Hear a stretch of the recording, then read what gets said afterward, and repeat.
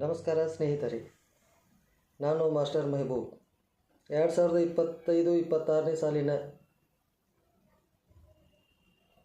ನವೋದಯ ಮೊರಾರ್ಜಿ ಆದರ್ಶ ಶಾಲೆಗಳಿಗೆ ಆಯ್ಕೆಯನ್ನು ಯಾವಾಗ ಮಾಡ್ತಾರೋ, ಹೇಗೆ ಮಾಡ್ತಾರೋ, ಆಮೇಲೆ ಯಾವ ಮಕ್ಕಳು ಈ ಎಕ್ಸಾಮ್ಗಳನ್ನು ಬರಿಬೋದು ಅಂತ ಹೇಳಿಕೆ ಈ ವಿಡಿಯೋದಲ್ಲಿ ನಾನು ತಿಳಿಸ್ಕೊಡ್ತೀನಿ.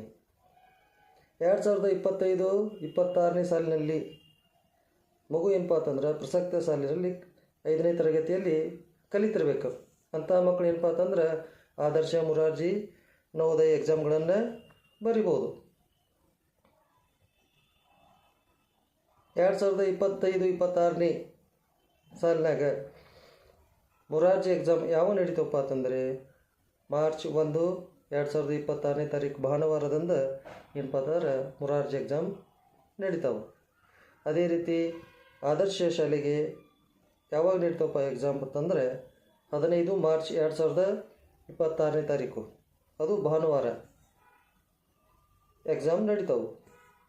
ಅದೇ ರೀತಿಯಾಗಿ ಅಲ್ಪಸಂಖ್ಯಾತರ ಮೊರಾರ್ಜಿ ವಸತಿ ಶಾಲೆಗಳ ಆಯ್ಕೆಗಳು ಯಾವಾಗ ನಡೀತಾವಪ್ಪ ಅಂತಂದ್ರೆ ಅವುಗಳ ಎಕ್ಸಾಮ್ ಯಾವ ನಡೀತಾವೆ ಅಂದರೆ ಮಾರ್ಚ್ 29, 2026, ಅದು ಭಾನುವಾರದಿಂದನೇ ಏನಪ್ಪ ಅಂತಂದ್ರೆ ಎಕ್ಸಾಮ್ಗಳು ನಡೀತಾವೆ. ಈ ಎಕ್ಸಾಮ್ಗಳಿಗೆ ಎಲ್ಲ ಎಕ್ಸಾಮ್ಗಳಿಗೆ ಹೇಗೆ ತಯಾರಿ ಮಾಡಬೇಕು, ಯಾವ ರೀತಿ ಮಾಡಬೇಕು,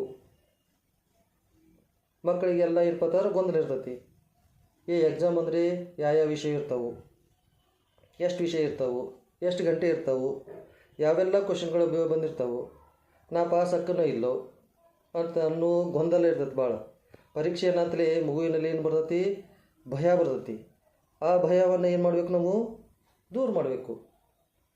ಮಕ್ಕಳಿಗೆ ಆತ್ಮಸ್ಥೈರ್ಯವನ್ನು ತುಂಬಬೇಕು. ಎಕ್ಸಾಮ್ಗಳ ಬಗ್ಗೆ ಮಾಹಿತಿಯನ್ನು ನೀಡಬೇಕು.